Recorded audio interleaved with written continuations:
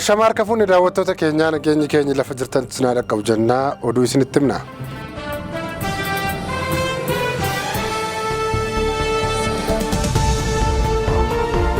Itoophiyaan buufata doonii Taajuraatti fayyadamuu dandeessi jette Jibuutiin. Yeroo ammaa kana haala ulaa galaanaan ol qabatee muddamni gaanfa Afrikaa irra jiru akka laafuuf falataa kan jette Jibuutiin qabattee as baateetti. Falli yaadame kunis Itoophiyaan buufata doonii Taajuraatti fayyadamaa akka ofumashee bulchitu kan jedhudha. Ministeera dhimmoota alaa Jibuutii Mohamed Ali Yusuf biyyi isaanii yaada kana kan dhiyeessitee fi ulaa galaanaa argachuun wal qabatee muddama yeroo ammaa gaanfa Afrikaa irra jiru laaffisuuf yaadamee tokko ta'e ibsaniiru. Taajuraan buufata doonii kan Jibuutii ta'ee daangaa Itoophiyaa irraa kiiloomeetira 100 kan fagaatudha.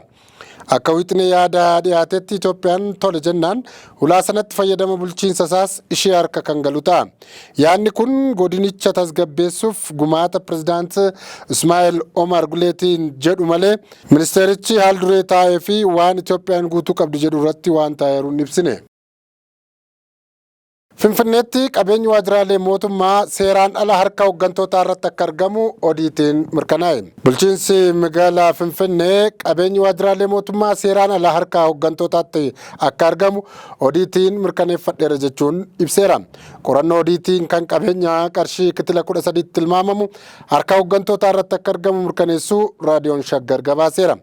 Bara baajataa xumurame kanatti lakkoofsi qabeenyaa dhaabbilee 269 irratti taasifame qabeenyi qarshii kitila 24 tilmaamamu hir'atee argamu eerameera. Hooggantoota dhaabbilee qabeenyi irratti argame irratti tarkaanfiif bulchiinsaa fi seeraa fudhatamuunis raadiyoon Shaggar ibseera.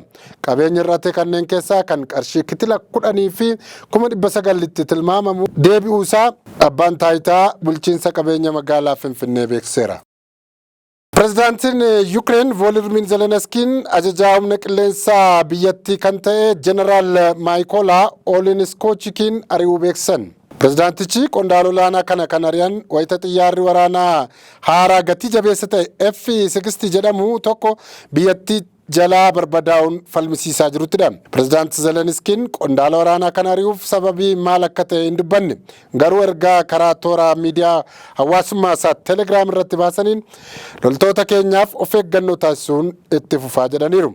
Wiixata darbee xiyyaara waraanaa Ameerikaan hojjette jalqaba ji'a kanaa michoota Yuukireen warra lixaarraa arjoome tokko osoo misaa'ila Raashaan walirratti dhukaasutu kufee caccabee paayileetiinis achitti ajjeefameera. Xiyyaarri kun akka kufee caccabuuf sababa kan ta'e haleellaa diinarraa kallattiin dhufe miti jetti Yuukireen. Leetanaal Jeneraal Olischikuun xiyyaara waraanaa barbadaa'e kanaaf eenyuun akka itti gaafatamu taasisan irratti aangawoota siyaasaa biyyattii waliin wal dhabaniiru.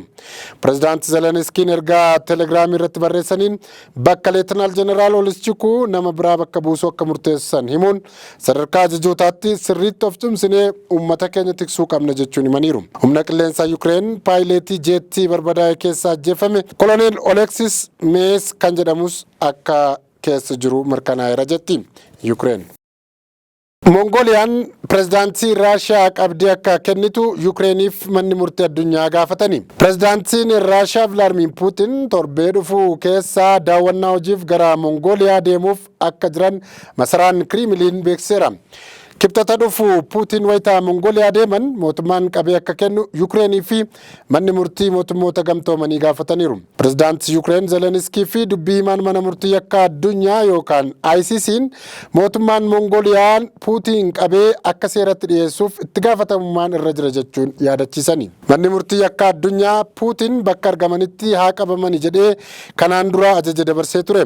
Sababiinsaa immoo Raashiyaan Yuukireen erga weerartee booda ijoollee Yuukireen lolaaf hin fuutee biyya ishee galchuun fedhiin ala akka isaan waraanatti hirmaatan gootetti jechuun Puutiin yakka waraanaatiin shakkuusaati. Mongooliyaan miseensa biyyoota mana murtii yakka mootummoota gamtoomanii mallatteessaniiti. Puutiin ajajni haa qabamu erga irratti baheeti gara biyya miseensa mana murtichaa taatetti yeroo imaluuf jedhan inni kan Mongooliyaa kun isa jalqabaa ta'a.